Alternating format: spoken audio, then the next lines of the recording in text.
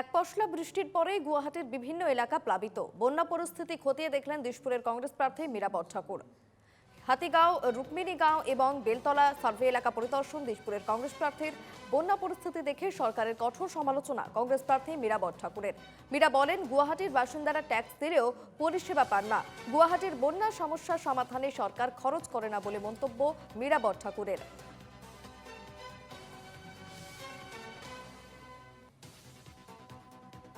গতকাল রাত থেকেই ভারী বৃষ্টিপাত গুয়াহাটিতে।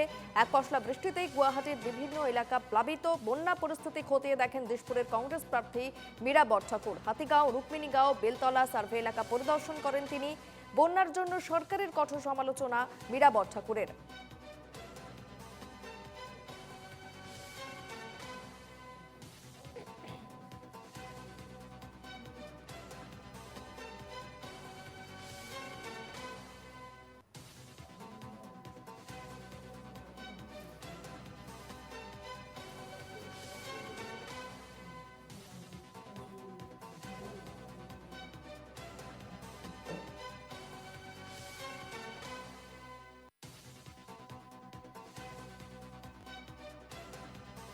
নহয় এই কথাখিনি 9 তাৰিখে ইভিএমত পাব।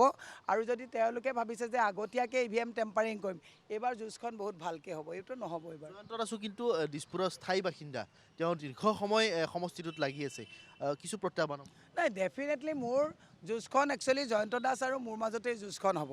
প্ৰদ্যুৎ বৰদলৈক মানুহে কিয় ভোট দিব? প্ৰদ্যুৎ বৰদলৈ মাৰ্ঘেৰিটাত প্ৰবঞ্চনা কৰিছে। প্ৰবঞ্চনা মানে ৰাইজে মন্ত্ৰী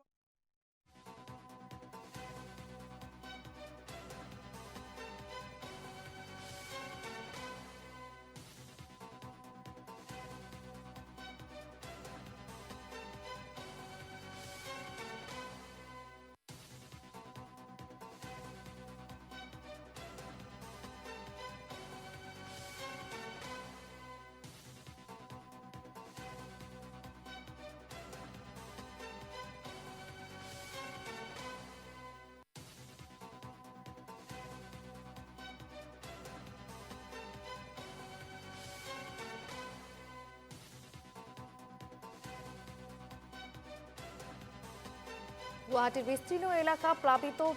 ভারী বৃষ্টিতে জলমগ্ন বিস্তীর্ণ এলাকা এবং সেই সমস্ত এলাকা আজ পরিদর্শনে যান কংগ্রেস প্রার্থী মীরা বড়ঠাকুর।